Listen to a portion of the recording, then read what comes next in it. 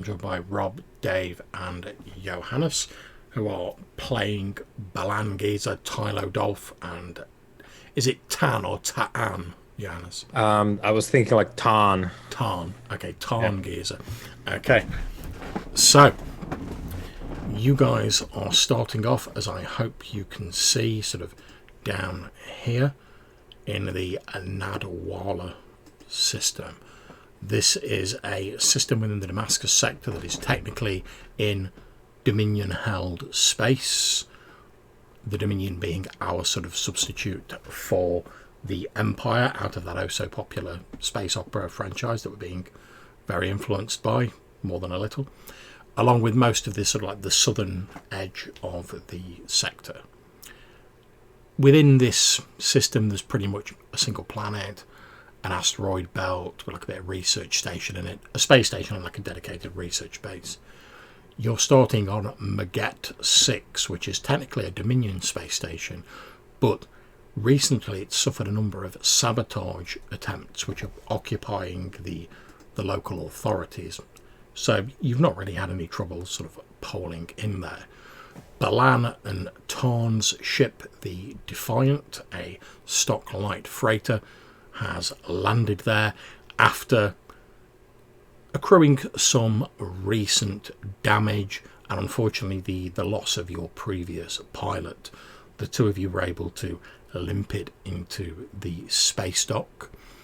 So I'm going to ask you guys, and there's no wrong answer for this, how did your ship, or who caused the damage on it? Like I said, there's no wrong answers, it's just a bit of flavour. How about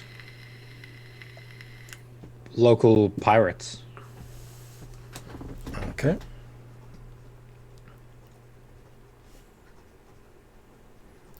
Local pirates. Okay, no problems.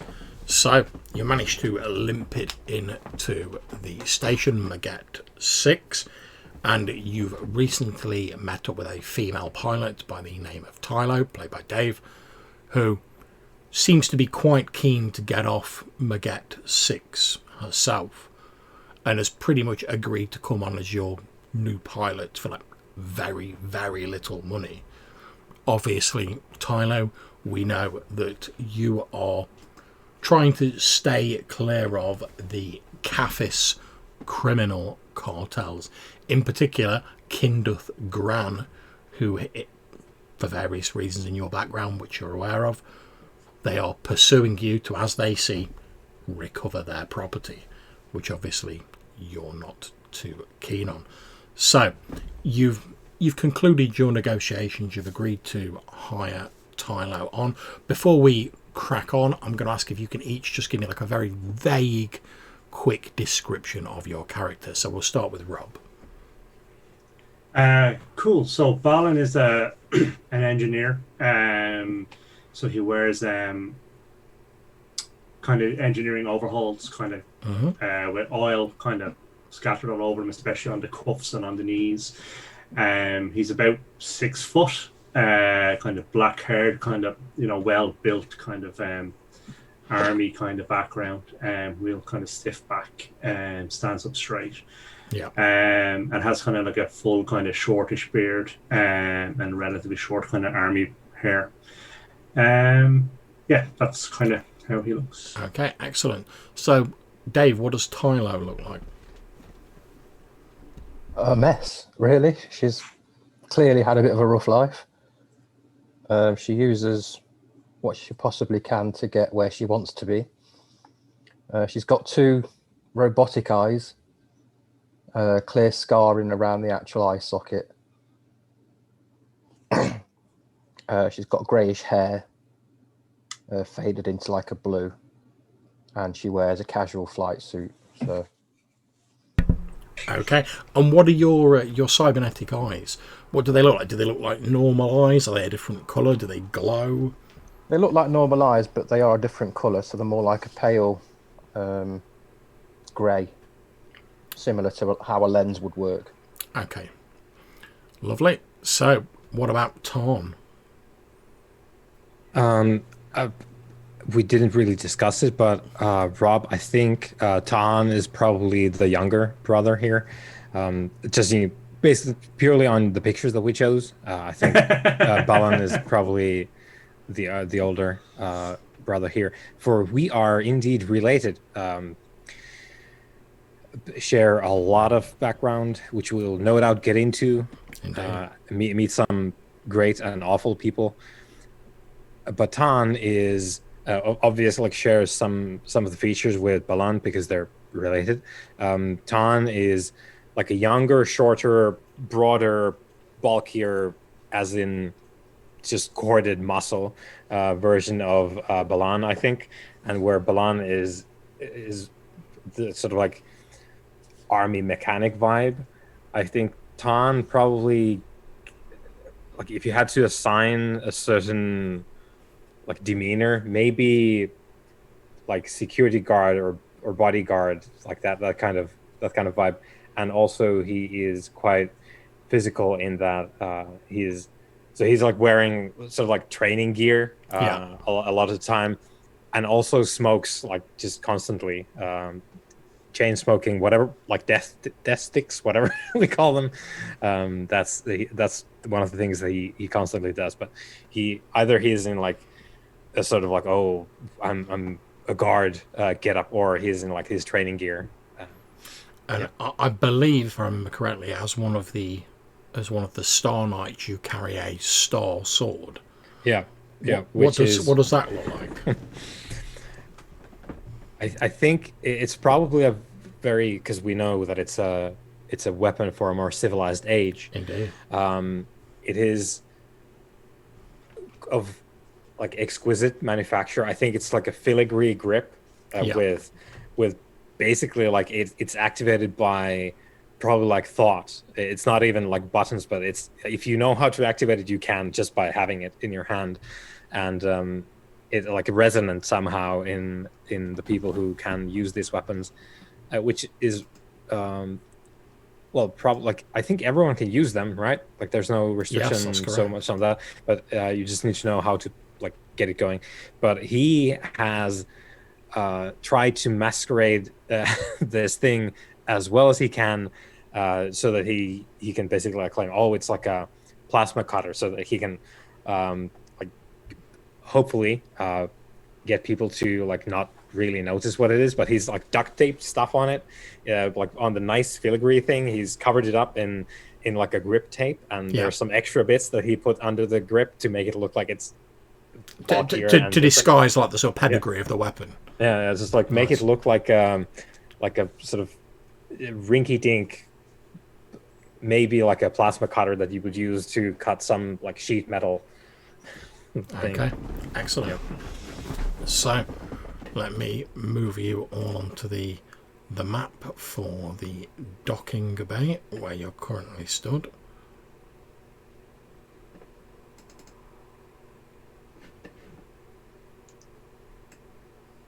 There we go. And let's have a little bit of music on in the background.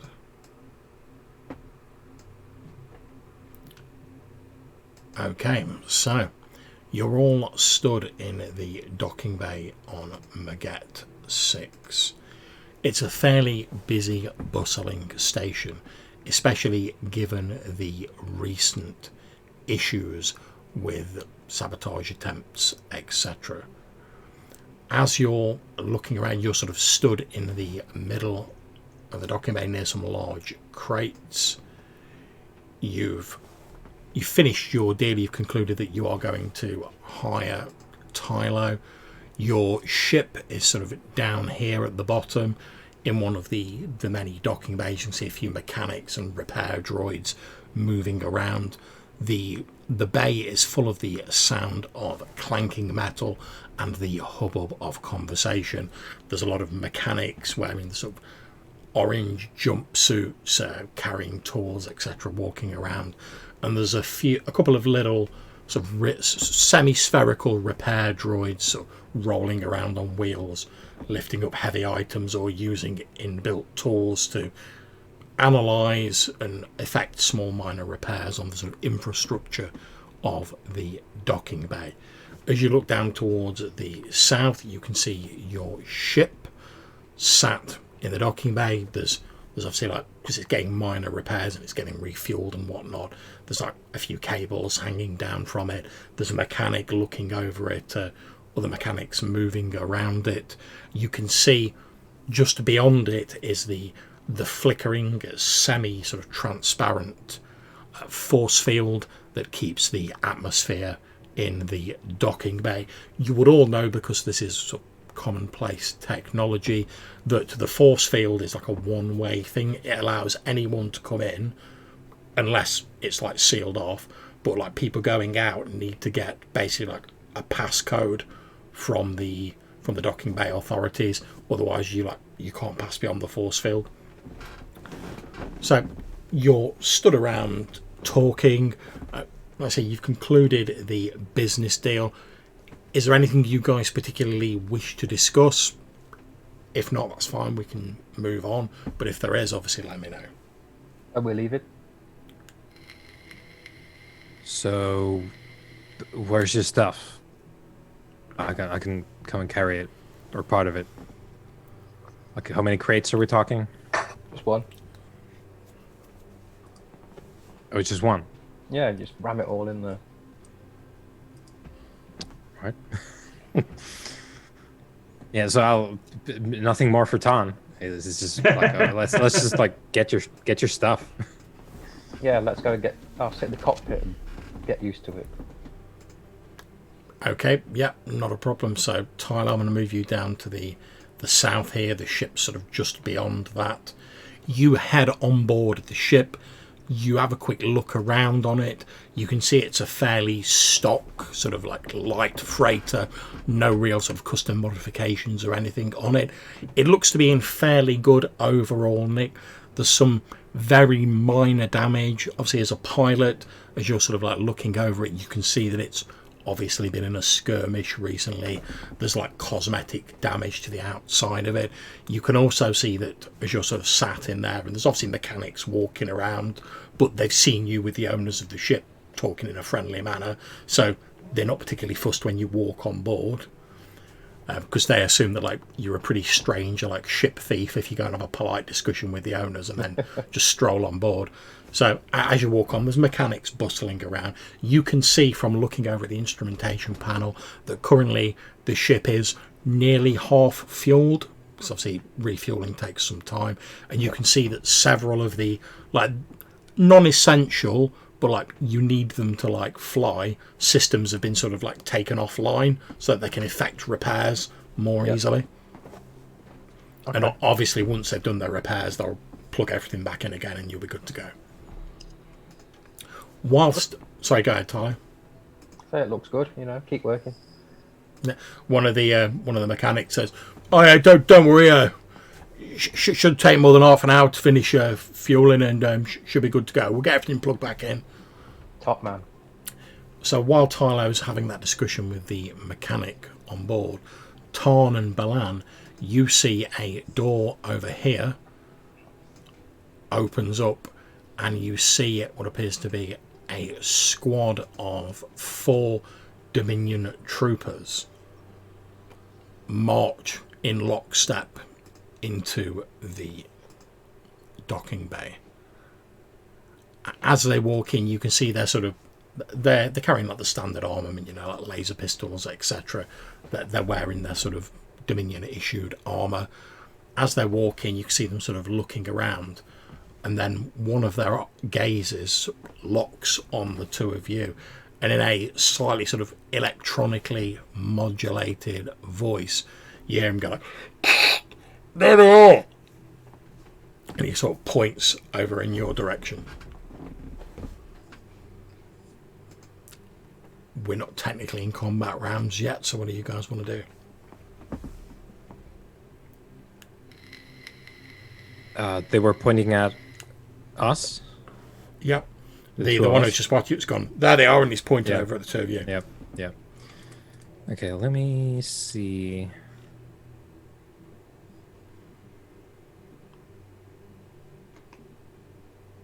I'll take Balan sort of like put a hand on the shoulder and like fake a laugh, like ah, and sort of turn to go as if we didn't hear them, so that we could go here.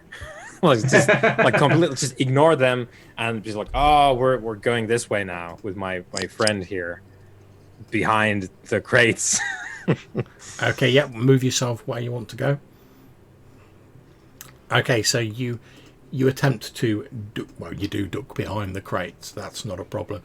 Again, you hear one of these electronic voices shout out, "You're under arrest. Surrender and you won't be harmed."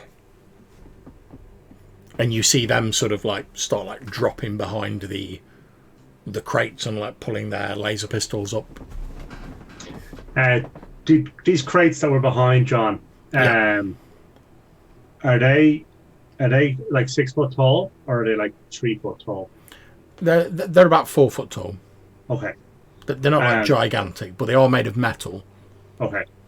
So we think that they would They give you some offer cover. something, Yeah. some cover. Okay.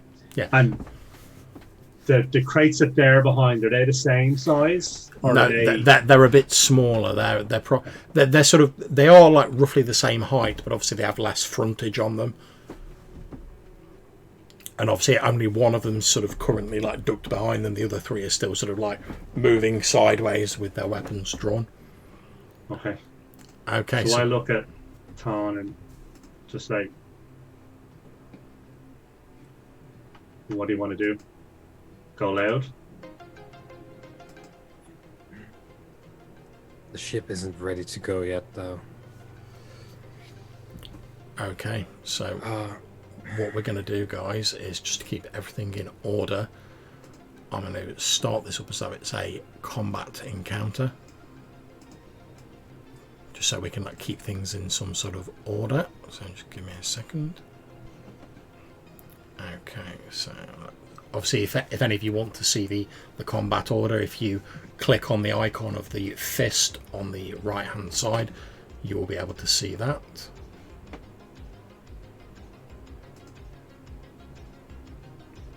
Okay, and I have quickly rolled for the initiative.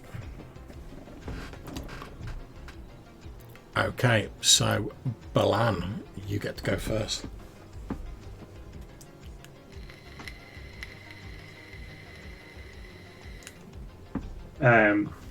This circular thing here, is that like a lift? It's actually like a cargo chute that's used for like taking cargo down from like larger ships. They like park over the top of it. Obviously there's no larger ships in here at the minute, so it's effectively just this big like metal cylinder with like an entryway in one side and like it's open at the top, but it does extend like significantly upwards. Okay. And sorry, these here, are these doors beside us? Those are the sort of main doors to the rest of the station. Yeah. Okay.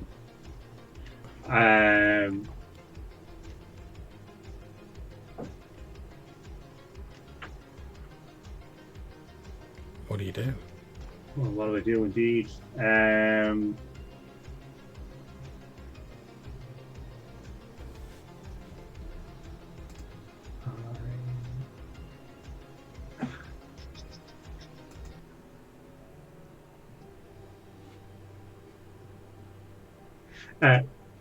Would I have any idea of how good these troopers are?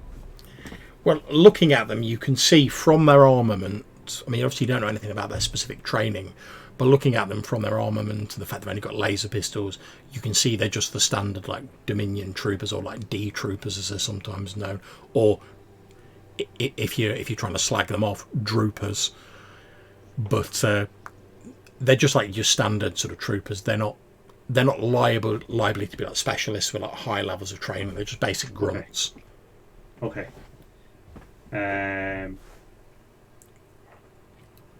Right, and then I guess the other question then is, do we have a reason that we think we would be under arrest if not related? Well, you do know obviously that the Dominion was pretty much responsible for wiping out your entire family. Okay. And obviously, given that you know that your brother Tarn is skilled in the way, you know that that's something that's extremely frowned upon by the Dominion, and in fact they have a special group of knights who hunt down people who use the way. Okay.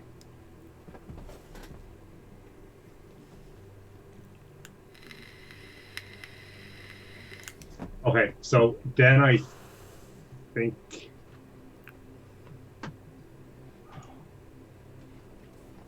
Obviously you've not got much time to make your mind up, so yeah, that's fine. I'll move in here and I will open fire on this trooper here in the front. okay, go for it. So make your attack roll.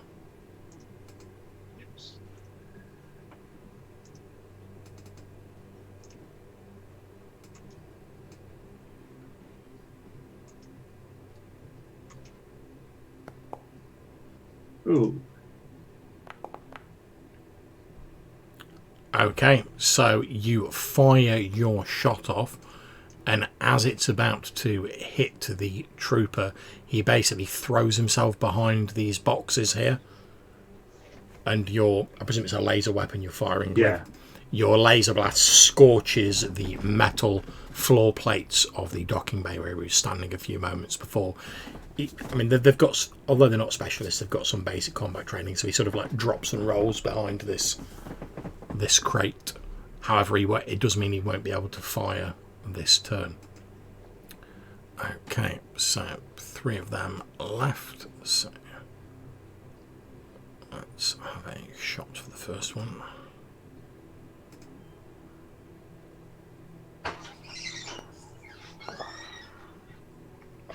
Okay, so I'm going to roll to see randomly which one of you it hits or who they're aiming at. Okay, so it's at Balan. What's your AC, Balan? 16. Okay, and handily you get an extra couple because of the crate you're behind. So the unerringly well-aimed shot sort of fizzes through the air, but you duck down behind the metal crate and it like into the crate. You see a shower of sparks spray up in front of you, briefly obscuring your vision. Okay, so next one.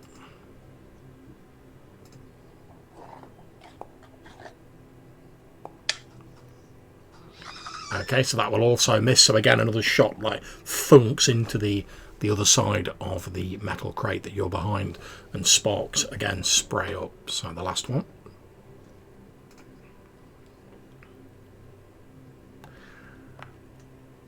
The last one is obviously not the best of the troopers. His shot goes like nowhere near it. Probably like hits somewhere over here. He just like John. I was gonna ask, like, how's this guy doing? the mechanic. Yeah, because basically he's trying to like squeeze himself between those like barrels that he's near, trying to like stay out of the way. And obviously with the sound of shots, all the sort of like mechanics in the area are obviously sort of like panicking a wee bit, and they're trying to make themselves scarce basically.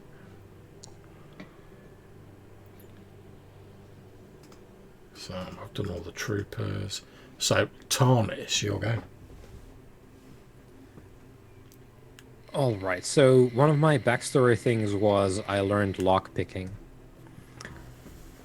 Okay. I do not recall how it worked. It was a separate That's thing. all right. Let me have a quick look, and I shall tell you. I've got the book here. So it was in the cereals section, wasn't it? Yeah. Cereals. Here we go.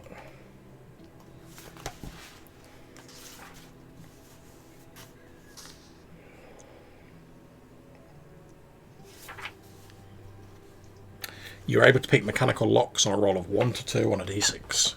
1 to 2. Okay. Just to check, John, are these crates things I could open? Like, do they have the kind of locks that I could fiddle with? They do have mechanical locks on them, so yeah, you would be able to like attempt to pick them. Okay, good. Yeah, just to check, like I make a note of that, and then because Balan is firing, I'll get my laser pistol as well. Crouch down behind the crates. start shooting. Obviously, there's 2 in the open and 2 that are in cover. Because obviously they'll get the same bonus if they're in cover. It's this guy. Yeah, go for it. Make your attack roll. Yeah. Okay. Where is it? Here we go. No. Not that. Here we go. Okay. Laser pistol. Roll. Yeah. Nice. Yeah, you've definitely hit him. So the laser bolt strikes him in the chest. He's not dead, but he like falls to the ground. You can see a large scorch mark on like the chest plate of his armor, and he lets out like a and falls over onto the ground. You see he's obviously trying to push with his feet to try and like scoot himself backwards. Get away. But you see like the steam of like the heat hissing out of the scorch mark on his breastplate. Okay, now Tylo, it's over to you. Now, just to explain how because obviously, like I say, the ship's not 100% ready to go at the moment. Yep. So if you look down at the bottom, you'll see there's a thing that says ship ready to go at 0/12. And what I'm doing with that is it's basically a sort of a clock. If you get that to 12, like you've basically plugged everything in, the ship's good to go, albeit on half fuel. Now, anyone who spends their entire turn sort of going around and plugging things in, they can roll a d6, and that sort of adds to your total. When you get to 12, you're good to go. If you're a pilot or an engineer, you can roll 2d6 and like pick the highest of the 2, because obviously you're a bit better at knowing what needs done rather than just like So Nice. as you're sort of sat in the ship and you're looking around going like, oh yeah, stock light freighter, everything looks all right, you obviously hear the D troopers outside shout, stop, you're under arrest, and then you hear like the and some guy going like, ah! And as you sort of like look out of the window, you can see Tarn and Balan sort of like crouched behind these boxes, and there's this squadron of 4 D troopers sort of facing off against them. One who's like lying on the floor trying to like scoot himself away with steam coming out the front of him. What do you do? Judging by the amount of fuel we've got, how close is the next refueling point? Okay, just for like playing it a bit fast and loose rather than dealing with like the intricacies of fuel. You've basically at the minute you've not got enough fuel to go out of the system, but you've got like enough fuel to like get somewhere else in the system. Okay, so I'll start plugging stuff in then. Okay, so since you're a pilot, you can roll me 2d6. I will pick the highest one, and that will be added to the total. Okay, 5. Excellent. So I'll add 5 to that. So you're nearly halfway there already. So as you see this sort of breaking out, you start sort of frantically like plugging everything in. And obviously you sort of like, you know your way around the ship, you're a pilot. So you're sort of like, oh right, they've uncoupled the main links, right, plug them in. And you're basically getting all the big cables and like reconnecting everything and connecting all the controls, etc. So we go on to the next round, Balan again. Okay. So what I would like to do is target this trooper in the back who's in good health.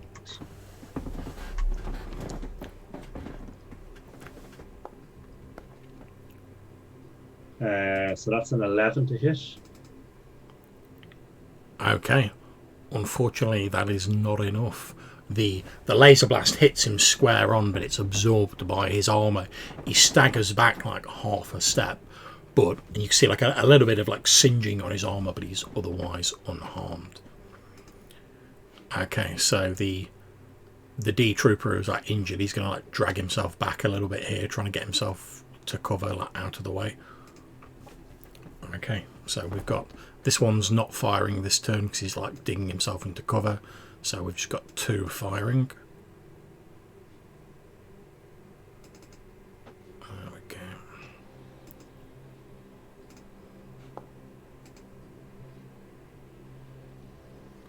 Okay, so that's a 19. Oh, 20, because he's got a +1. So let's see which of you it hits. 1 to 3, it's Balan. 4 to 6, it's Tam. Okay, so Balan, you've been hit by a laser blast. And I am unconscious. Okay, so Tan, as you're sort of there, and you're obviously like firing back, as Balan pops up ready to fire, one of these troopers just like drills him in the side of his neck with a laser blast, and he slumps down next to you. Okay, so the next one.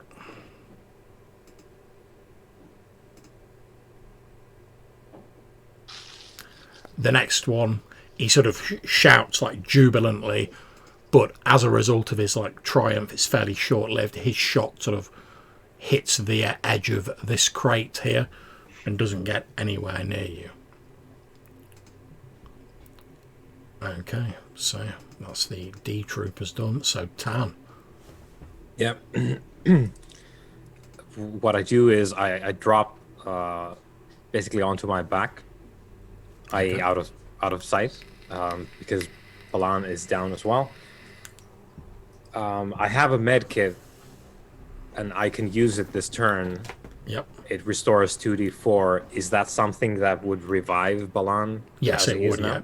Yeah. Okay. So that's what I'll do. So I'll like put the pistol down and like slide down, get the thing out because it's in like a rigging. Yeah, it's like sci-fi med, so it's like yeah, it's literally the nano pen. It's just like pretty much. You're good. It's pretty much like your sort of healing cocktail of like Red Bull Plus and healing stuff. Yeah. In like an EpiPen that you just like jab in and inject. Red Bull and stem cells. Pretty much, it's a heady mix. Yeah. So that's what I'll do. So I'll roll the 2d4. So you get 7 back. Oh, nice.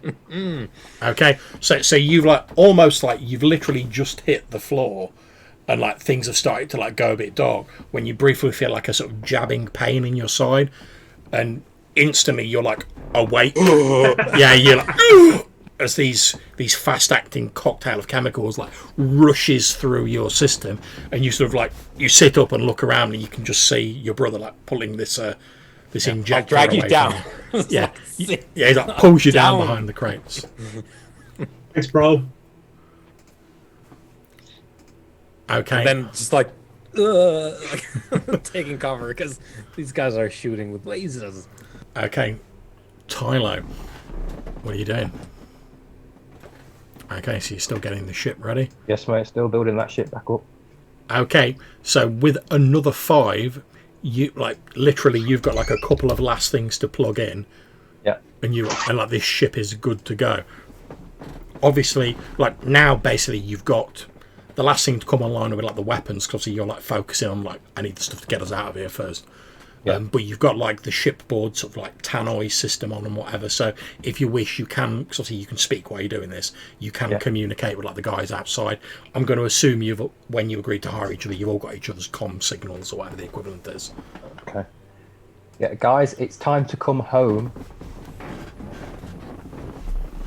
Okay. I guess it's like okay. It's like okay. And as you're saying that, you hear a loud reptilian voice, which is obviously being sort of amplified by some sort of technology, go, "Tylo! Come out, Tylo!" Fuck off. And you see 3 Claison thugs who you know who they're working for, sort of coming in from the other side, again sort of toting like much cruder looking laser pistols, these large sort of semi-saurian reptilian creatures. One of them shouts, "This is what happens to those who forget their place. Kinduth Gran sends his regards."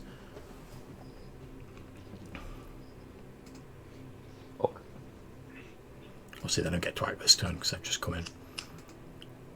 Okay, so Balan, sort of like having recently been resurrected by like the miracle juice of your brother, you're looking in front of you, you can see the D troopers still like firing over the thing. Then you just heard this voice from behind you, and you can see these 3 large like reptilian people like, wearing like sort of flak jackets, like combat trousers. They've got tails swishing behind them, and they're carrying like again laser pistols, but they look like they've been cobbled together like out of scrap.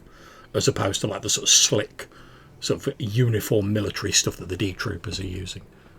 The one small advantage you do have is like these Claison don't seem to be like looking at you guys. They seem to be like looking at the ship. Like they're not firing at you guys at all. They've sort of come in and they're like starting to head towards the ship. Okay. Okay, so And you would all know, because it's a well-known fact, that the Claison are a sort of fairly mercenary race of reptilian-like creatures who pretty much, without fail, all work for like the Caphis criminal cartels. They're sort of like their muscle, basically. Okay. So, John, two kind of rules questions. Yep. The first one is, what's the movement rate? And is there the ability to trade my action for more movement? Yep, your movement should be listed on your character sheet. It's the exploration movement rate. Yours is 90. Okay. I believe. Let me just check that. Oh, sorry, I'm going off memory. No, it says 90, all right. Sorry, it should be the encounter movement rate. That's the exploration movement rate. So it's 30 during an encounter. Okay, perfect. But yeah, if you want to do nothing but move, you can double your move. Okay. Because that's just like full ball running. Yeah, no, that's cool. And the second question is around the rate of fire. So it says the laser rifle has a rate of fire of 2. Does that mean I can shoot twice in my... Let me just have a look. Apologies. It's page 33 is... Page right over it. 3, let me just have a quick look. Rate of fire.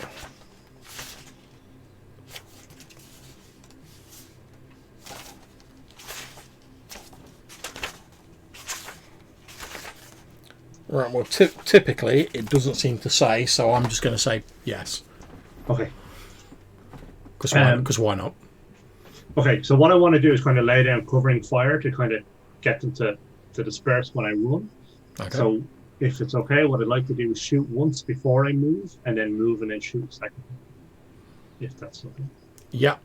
I will say, if you want to just lay down covering fire, effectively what you can do is, instead of having to make like attack rolls, you're not actually attacking anyone really. If you want, we can just like apply it as like an armor bonus. Okay. So yeah, basically it'll give you like the cover bonus of like +2 like while you're moving, because you're like. Yeah. Okay, that's cool. I'll do that. So, and I will move to here, which is like 30 feet, while laying down cover fire. Okay, no problem. So just remember, when I do my rolls, you're on +2 AC. Okay.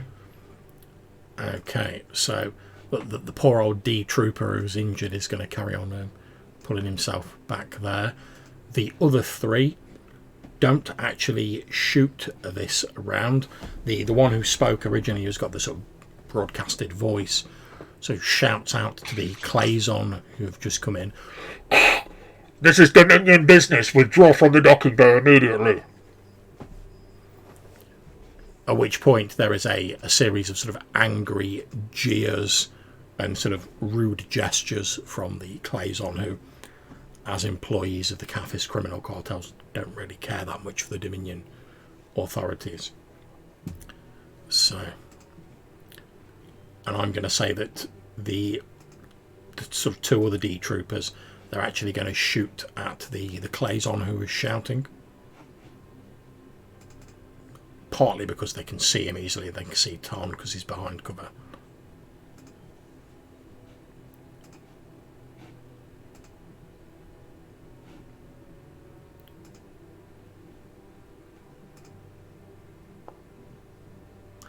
Okay, unfortunately, they are absolutely pants at shooting, it seems. So they fire off widely at the Claison who are sort of like trying to duck behind the crates that they're nearby, but the shots don't go anywhere near, to be honest. So I'm going to do the Claison firing back very quickly. Although actually, no, they won't be firing back. They're just going to duck into cover for this turn. So they're going to sort of tuck in behind these boxes here.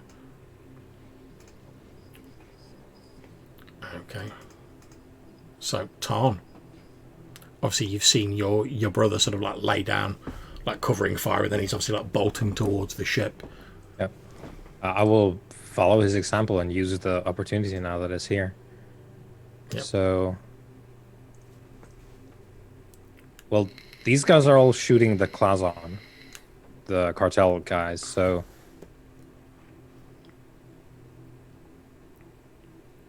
I'm gonna run there. Yeah, no problem. Let me try this. So there was a button, right? Yeah, you press space, I believe. There we go. Look at him go.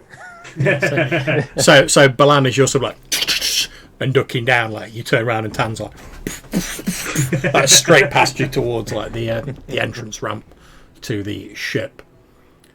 Okay, Tylo, you can hear the sound of footsteps running up the exit ramp, and as you look to your left, you can see Tarn running up the entrance ramp to the ship.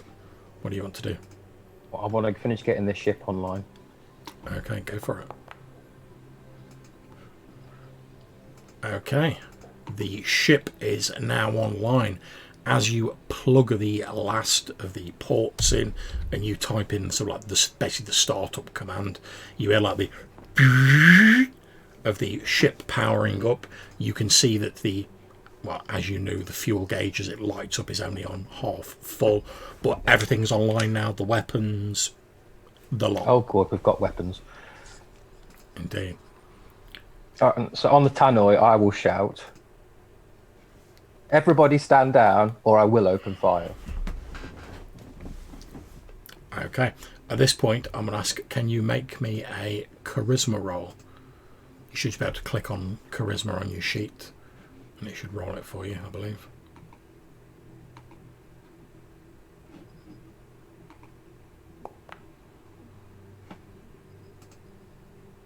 So that's a total of 18 then. Okay. So you attempt to tell everyone to stand down. However, due to the fact that like basically a shooting match has already started between the Clazon and the D troopers, they're just sort of carrying on firing at each other. That's fine, I just wanted to feel important. No problems. Okay, so we're back onto Balan. Okay.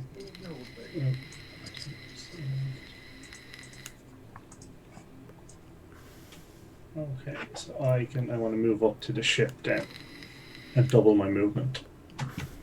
Yeah, no problem at all. Okay, so you run up the ramp past Tarn onto the ship. So I'll leave the poor D trooper there who's sort of injured. Yeah, because he's not looking too clever. These guys are going to move up a bit.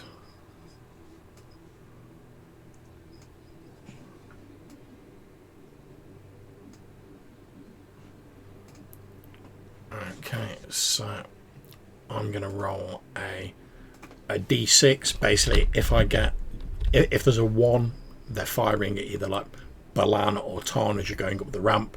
If it's anything else, they're firing at the Clazon because they're like firing back. They're a more present threat.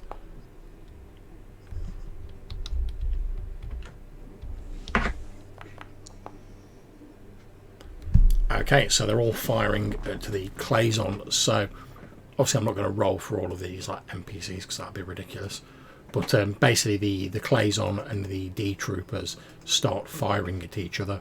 However, one of the Clazon is sort of like trying to move towards the ship while his other 2 companions are holding it off.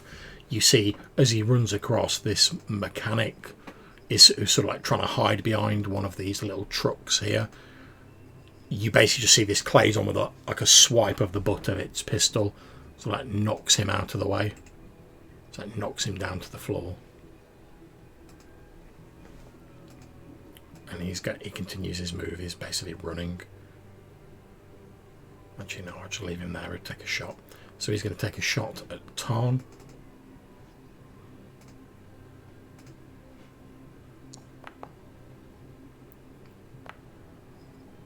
Okay, so you take 3 points of damage, Tarn. Yep.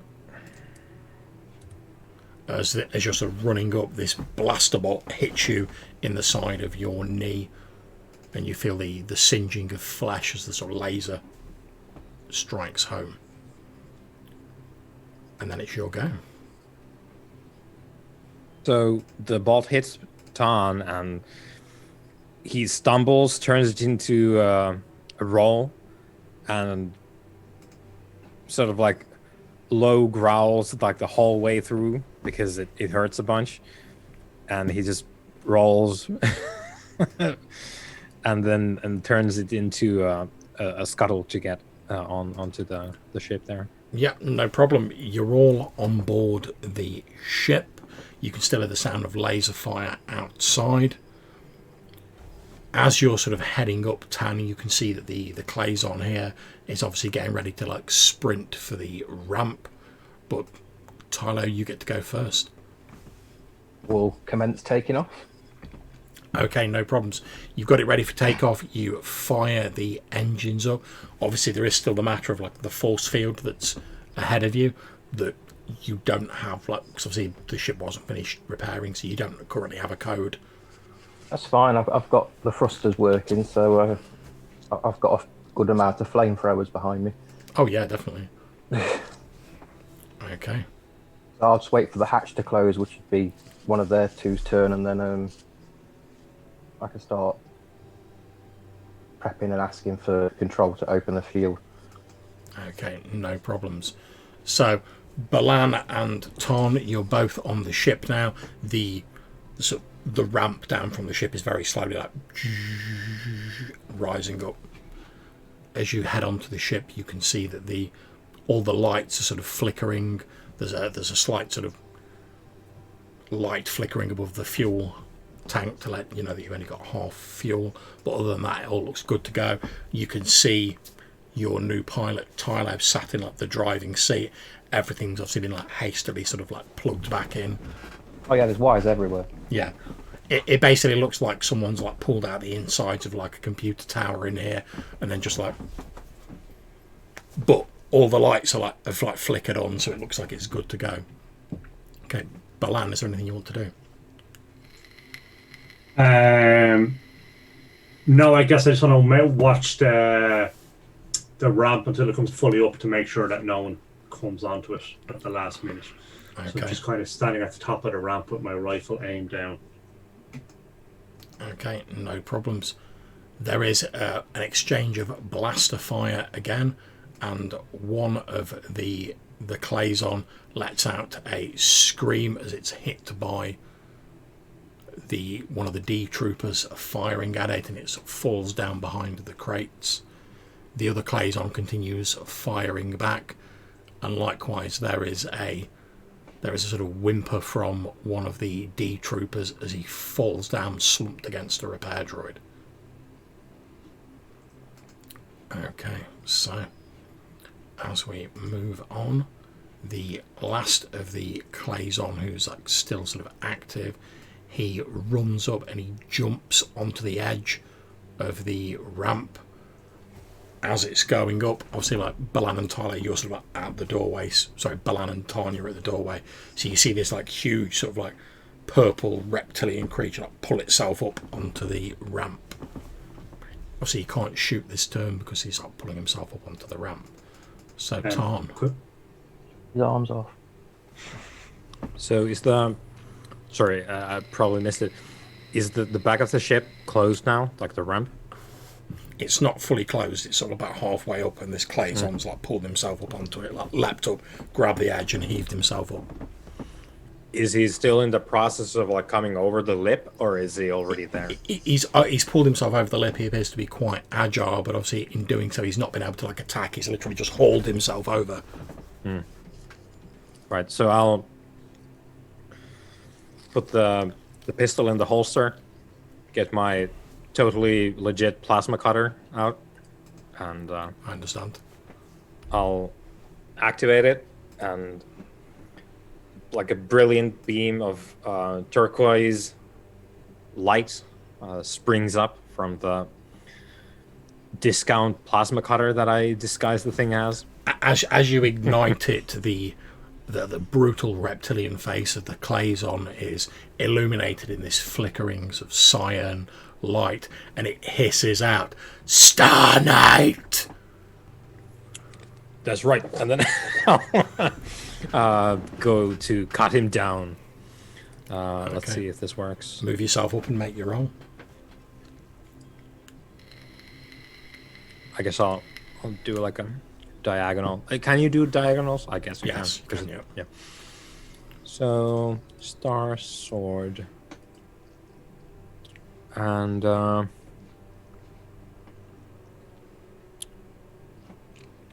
get a +1 on this because I'm a Star Knight. Yeah, it should give you like a modifier when you click on it. You just add the +1 in that. Yeah. So situational modifier.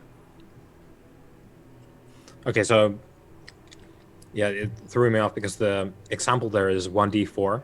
Yeah. So I'll just do +1 because that's what it is. I think if you just put 1 in there, it would set a +1. Oh, yeah. Let's try that. Just put 1. Oh, that was a shit roll. Okay, so you swing your star sword at the Claison. However, as it like hisses through the air, the Claison like drops down onto all fours, and your blade hisses through the air over its head. Okay, Tylo, the ramp's just about up, although obviously you can hear like the sound of this combat between this like Claison and Tarn going on as the ramp's like. What do you want to do, Tylo? So I need to speak to Hangar Control. Okay, yep, not a problem. You hit the comms. What do you say? This is the Defiant. Yep. We need an urgent release for departure. There appears to be a firefight between some reptile creatures and the police force. So we'd like to get out of the way. Thank you. You get a sort of slightly distorted voice coming over the comms saying, "I'm afraid all outgoing ships have been denied departure by order of the Dominion government." Okay, so I'll start targeting the resonator on the shield then. Okay, that's absolutely fine. So as you sort of like you look around like using the scanners, you can see that like this structure here down in the bottom right is basically like the force field generator pretty much.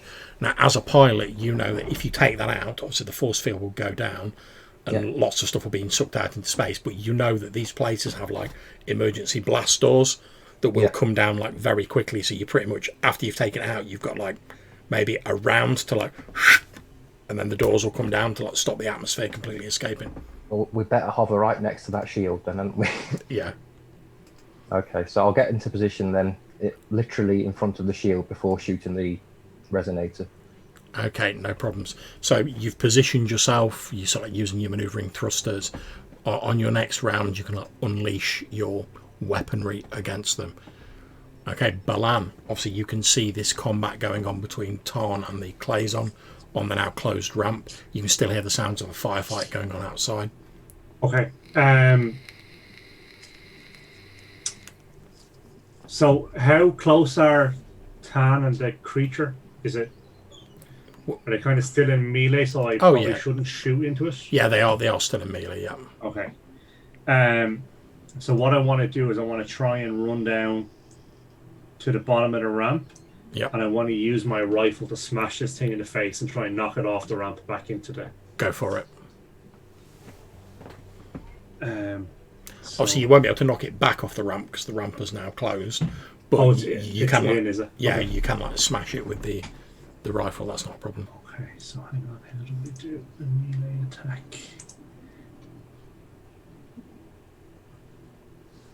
Just roll with the rifle. That's enough, I think.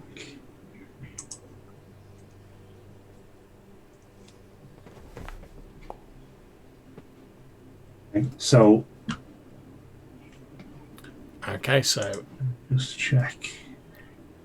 your attack roll of 14 is not enough to damage it anyway. So you come in and you do indeed hit it with the butt of your rifle, but its thick reptilian scales seem to prevent it from suffering too much harm. Okay, so I'm going to move on to the Claison. That is going to attempt to attack you, Tarn, because it reviews you as the biggest threat because you're the one wielding like the Star Sword. And it literally drops its rifle and it's just going to rake at you with its claws.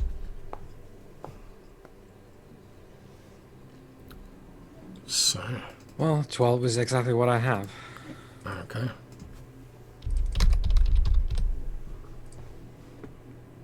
You take 1 hit point of damage. You literally throw yourself backwards at the last minute as its claws zoom out towards you, and they just sort of catch you across the cheek, scoring a shallow wound. Still good. Okay. Now perhaps is your chance to strike back. Yeah. Let's see how that goes. Star Sword. Here we go. Praise Gale. There we go. And indeed it worked. So I think because it's like clawed me in the face, I'm like reeling back in, but it like because it still got me even though I was like dodging back, so it's extended itself. Yeah. So I think like what I do is like try and get it with the Star Sword. Yeah, maybe I like shave off like a couple of scales here and there, like give it some burns. The actual thing is like I step back in and just like headbutt it in the face. And that's exactly what happens.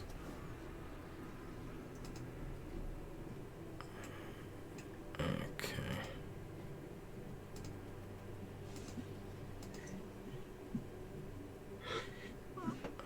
Okay, so as you headbutt it in the face, it slumps to the floor, unconscious. It's not dead, but it is out of action. You can see it's still sort of like shallowly breathing, but you've KO'd it basically. Yeah. And it slides to the floor with a loud like. I'll depending on like how floaty the time is, I'll like take his stuff because he had a weapon of some kind as well. Like I want to get that off him as quickly as possible. He had a laser pistol, so I'll remove that from him. Take that, and whatever is like on like clear view, I'll like try and grab if he has, I don't know, like a communications piece, maybe like if he has. Yeah, he's got like an earpiece, effectively. Just get that as well. Like anything that's on him that I can see, just like yank it off quickly. Okay, no problem. I shall stick a laser pistol on your character sheet. So you've now got 2 of those. Now, as you're looking at him, you can also see that he's wearing light armor. Now, see, you can remove that, but that will take a little bit longer. Yeah. Well, I guess actually, like I'll turn to Balan. I was like, we could probably take him. They seemed to they were yelling about the pilot, so maybe we can ask him some questions. Or I could just shoot him in the head. That works either. Oh yeah. I just thought maybe we want to, figure out what the cartel wants. Well, you're the brains in the family, so whatever you think. That's why we're in this mess. Just as long as I get to shoot him in the head when we're finished, I'm okay. That's fine. That's fine. He's gonna be out for the count because I gave him the old Geza kiss. So I guess I'll just like take the claws on and just like drag it, put it in like grav restraint, the thing you do to like wrap cargo in. No problems. The 2 of you drag this unconscious Claison on board and secure it. That's not a problem. Like I say, it's out for the count. It's secured. Yep. Okay, so Tylo, you've seen them drag this unconscious Claison on board. It's over to you. Okay, so I'm relying to aid our escape here on the decompression because we are next to the shield. Yep. Also, as soon as that shot's gone off, I'm just going to floor it. Okay, so roll me 2d6 for the weaponry, because you'd have to roll to hit because you can't miss it. It's like a giant static generator. Oh, nice. Okay, so not only do this like huge generator that's like obviously armoured and it's built to like withstand some severe force, you basically like using the scanners, which you've been doing for the past few minutes, you isolate like the weakest point of it, and just as like the ramp's like doing its last like inch or so shut, Tarn and Balan, you hear the like of your ship's lasers. There's a loud explosion, and like metal, you see like metal spray up into the air just as the door slams shut, and then outside there's like this and like red lights start flashing in the bay. Immediately there's like as all the air, and like you see like you hear like bumping and banging as like cargo crates bump against the ship as they're like being sucked out into space. If you look on the scanners or out of the windows, you can see like the remaining D troopers and the Clason trying to like cling on to like whatever's there to like hold themselves steady. You also see the unfortunate man who was like trying to push himself away, like you injured first, go like "Ah!" and he like spirals out. He spirals out to the front of the into the cold, unforgiving depths of space, sort of heading past the ship. Okay, so as you look around, you can see like the sort of like the doors have started to go like the emergency like decompression blast shields have started to come down. However, because Tyler, you sort of pretty much parked like nose to nose with the thing, obviously you're already getting propelled outwards, so you literally just have to like touch the accelerator a tiny bit. The engines fire up behind, sending this massive plume of flame and superheated plasma into the docking bay. Your ship moves slightly at first. You quickly retract the landing legs, and your ship out into space, enveloped by silence, and behind you the blast doors seal shut. Looking out of the back window, Balan and Tarn, you can see like a small floating cloud of detritus, like crates, a couple of the repair droids, and other stuff that was too near and has been like swept out into space.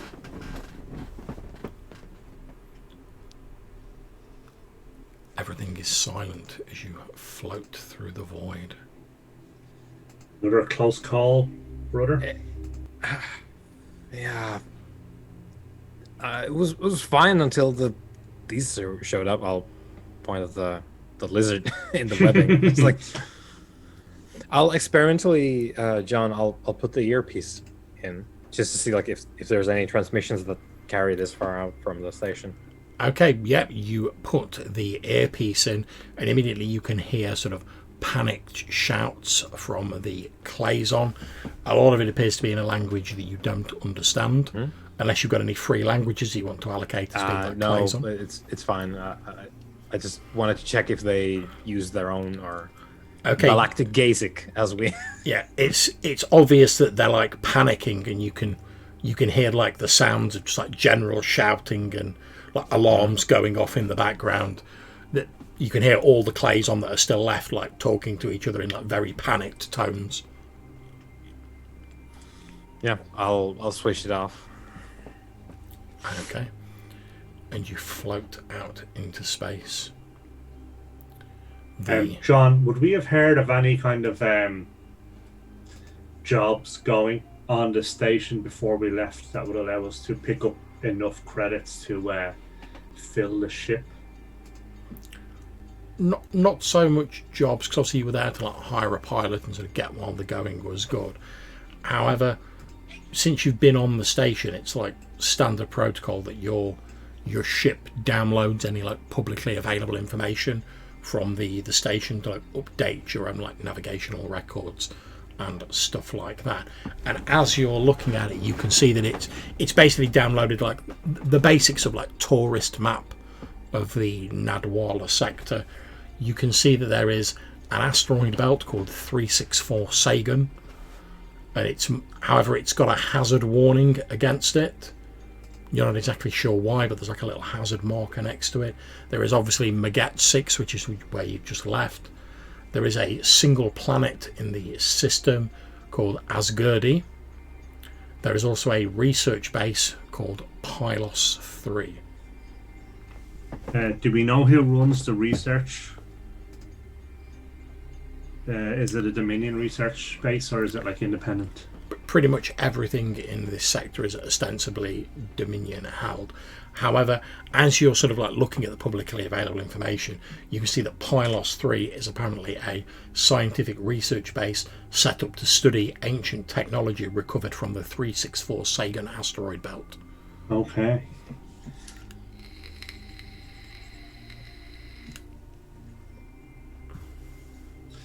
Okay, and then just we have enough to travel within this system, but not beyond it. That's correct. So basically, one of these 3 locations is where we have to go to get enough money to buy fuel. Pretty much. Okay, cool. How much is fuel? It's fairly expensive.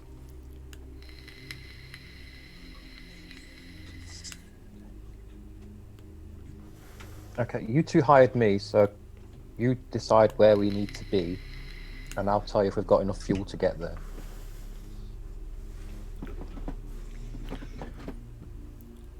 As you're saying that, Tylo, you glance down and you can see that the proximity alert on the sensors is flashing.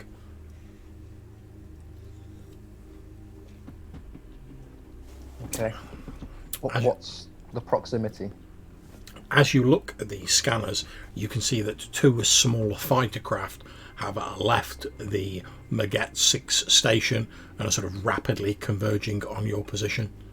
Okay, we've got company, so if you two can fire those lasers whilst I fly, that'll save me a lot of hassle.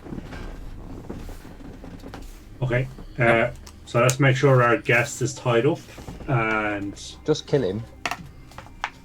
You don't need him, it's fine. Well, I thought we might want to talk to see what the cartel is up to. Is all. Making money, doing illegal shit.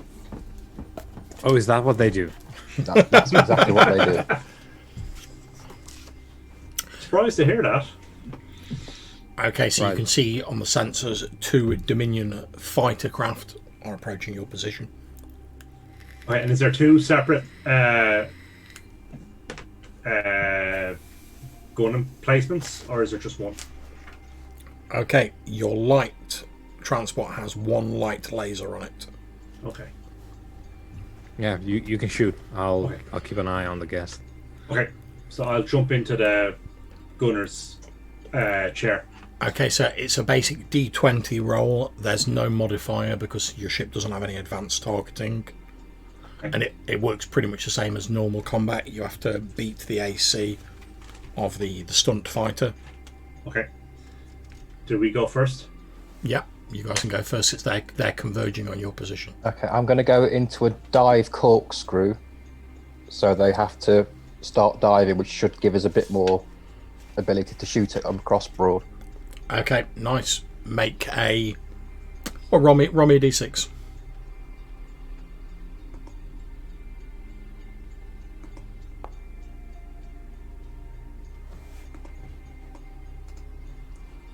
Okay, so yeah, you start performing some acrobatics. Now, if I remember correctly, as a pilot, you also have the ability, like, each round you can add 1 to the stats of your ship, effectively. Yeah. So you could add it to the armor class, the movement, the shield strength, or the targeting. Obviously, I'm assuming that like your sort of maneuvering is to like enable this. So what do you want to add your +1 to? I will add it to rear shield. Okay, no problems. So you sort of redirect the shields and you swerve in a way that when they fire at you, they're going to have to fire at your strongest armed section. Okay, so I make a roll. I should roll 2d20 for that. If I could type in the right thing, that'd help. There we go. Okay, so one of them has hit you. I'm not surprised.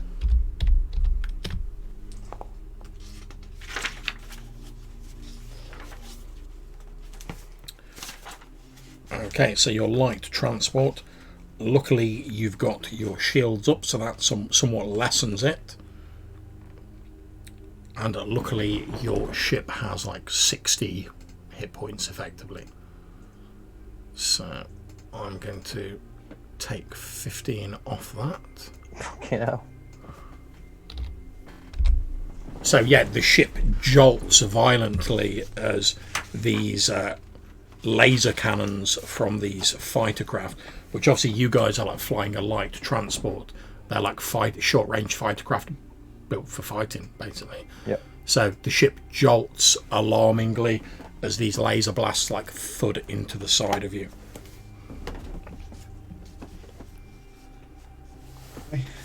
So is that back at us then? It is indeed. Okay, 12. Okay, I'll just check whether that's enough. I don't think it is, but I may be wrong.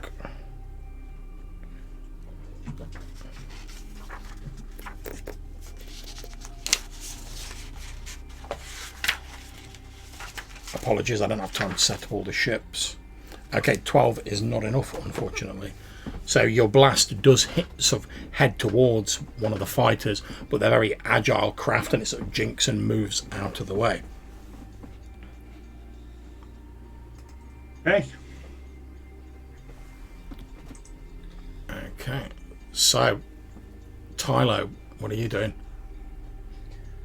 I will continue to perform maneuvers. So I will switch out of the dive down into a wider arc, still spiraling downwards, but more like the edges of a whirlpool. Okay, nice. Okay, so where do you want to allocate your additional points this round? I would say the underside of the actual craft. Put it into the armor class. Yeah, no problems. Now, effectively, your ship doesn't actually have shields, so what I'm assuming is, like, say, you're just sort of like presenting the most armoured sections of your ship to the enemy. Okay, so while all this craziness is going on, are you doing anything on board, Tarn? Is there anything I can do to specifically help? Calibrate the laser crystals or invert the polarities in the engines or whatever. Formulate the hyperspace jump. Okay, make me a wisdom roll. Oh, that's not terrible. So I think it's just that. Yeah. Okay, so on your next, due to the fact that your brother is working the sensors, Balan, on your next roll you will get a +1 to it. Okay. Because he's basically like, target here, target there, like giving you the coordinates so you can like line up your shot better. Yeah, spotter in space. Okay, so let's roll for the enemy ships.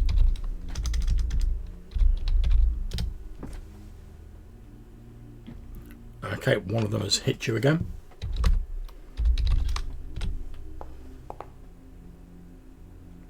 So 16. Again, there's like a as your ship is hit by these laser cannons.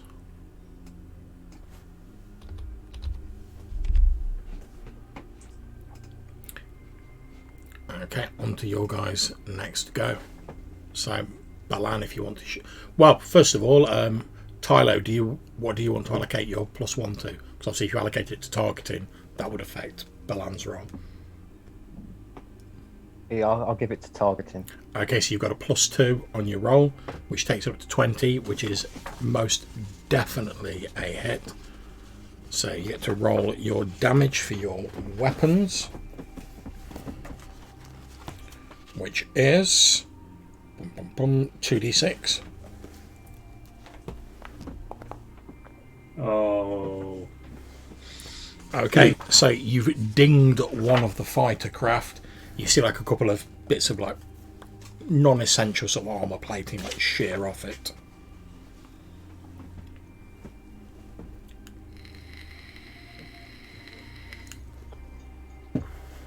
Okay, So as that's going on, Tylo, so like you're obviously monitoring the sensors, etc.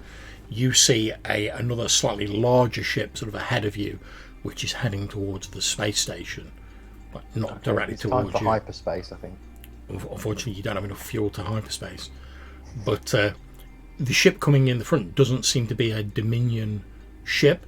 It looks like a large sort of conglomeration of like various different types of ship that have been like hacked together. There are sort of like flickers of plasma and like thick black smoke sort of issuing from the ship as it's sort of heading through space. Okay, I will fly towards the bigger ship, as it should give us some form of cover to hide behind, at least whilst we're flying through space. Okay. Unless it opens fire. Not a problem. As you head towards the bigger ship, you can see through like one of the windows, you catch a brief glimpse of a savage looking figure, seemingly human but wearing like ragged clothes, but like the entire front of their face appears to be like painted in something red. And you obviously you can't hear them, but they're like and sort of like howling as they're sort of like holding the driving stick column of the ship. Clearly insane. Although obviously it's encrypted, so you don't know what it says. As soon as this ship appears, you start registering like there's a lot of communications chatter between like the two fighters that are coming after you.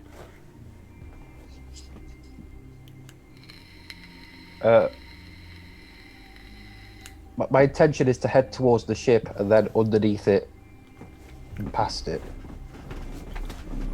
Okay, roll me a d6.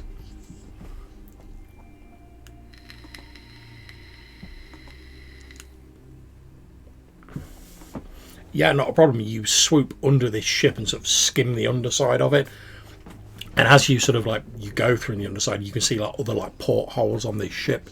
And you see a variety of like misshapen, savage looking people, again, all with the faces like painted in this like bloody red colour. All seemingly like banging on the like portholes and like shouting, although you can't hear them. And then quickly you're like, and you're out the back of it. From behind you, the two fighter craft immediately start to like open fire on this larger vessel. It starts returning fire with like very crude weapons. As long as it's shooting them and not me, that's fine. Indeed, and you zip past it into the blackness of space, leaving the battle far behind. Okay, so where are you guys planning on heading? What do we know about the planet in terms of habitation, terrain, any sort of information in the computer? Okay, so as you pull up, you get on like one of the little computer terminals, you pull up the publicly available information on Asgardy. You can see that it's under Dominion control. It's ruled by the planetary governor, Jareth Quinton. It's a planet that's covered almost entirely in like large mountain ranges. Okay. It's inhabited. There's like a lot of human inhabitants on there. The climate's mostly temperate to warm, but like I say, the sort of main thing that jumps out to you is that most of the land on this planet is covered in like large mountain ranges, and it's noted as having like unstable geological activity.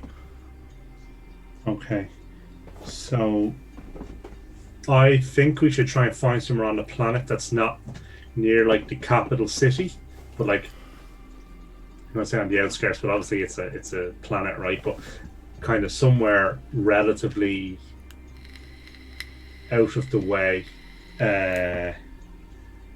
to fix up the ship again, and get some fuel so that we can get out of this sector and maybe generate some cash if there is cash to be generated. So I think we're looking for a big enough location to have enough work for us to be able to prepare us. Okay, yeah.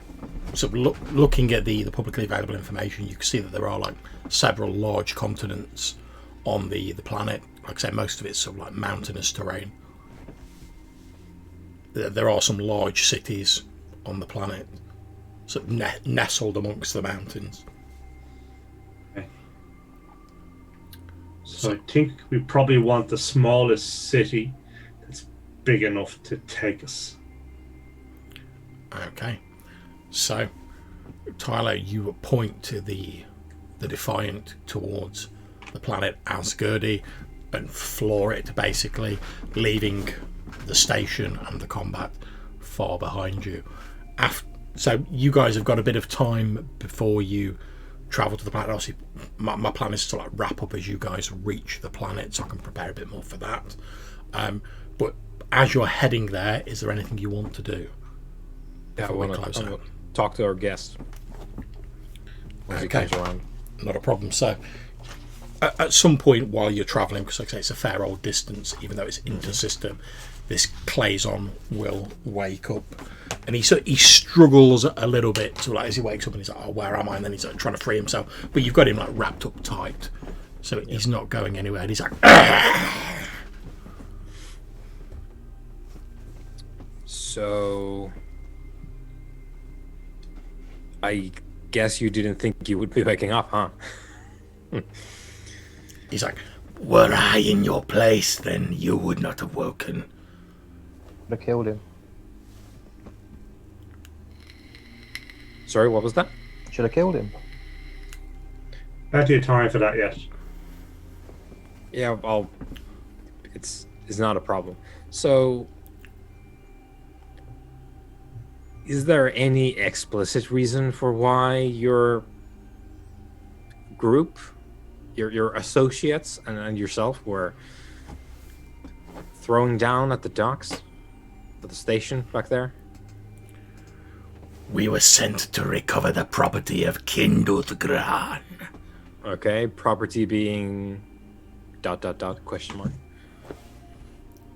At which point he doesn't say anything in this sort of hissing, reptilian voice, but he sort of instinctively looks towards the back of the seat where Kylo's sitting, but tries to cover it up, but doesn't do so very well. Mm-hmm. I'll glance at Tylo, look back to the Clason. Like, you're in the business of grabbing people? Only those who forget their place. Right. And what place is that? Serving Kinduthgran.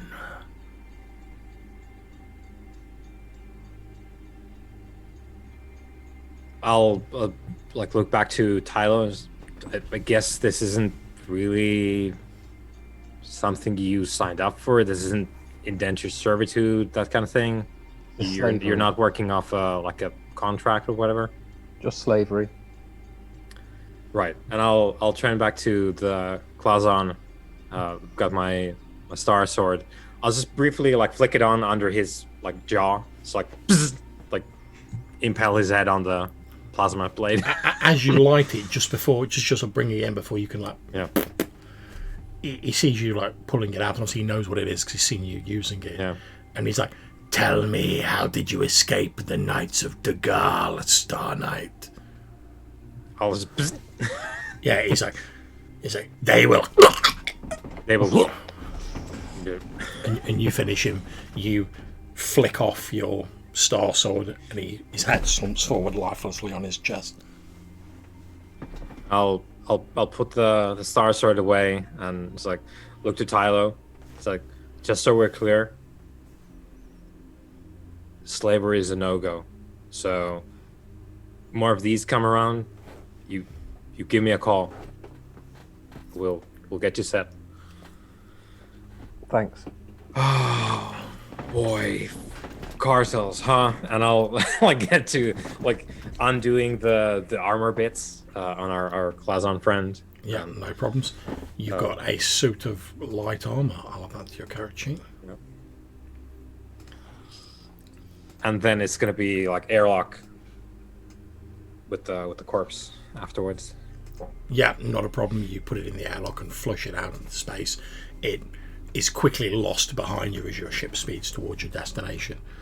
And a short time later, you see the planet loom up ahead of you in the view screen. It's a dull brown world dotted with water. There are clouds swirling around it, and even as you start getting closer, heading into like low orbit, you can see these huge jagged peaks, and in the distance you can even see there appears to be like some volcanic activity on the planet.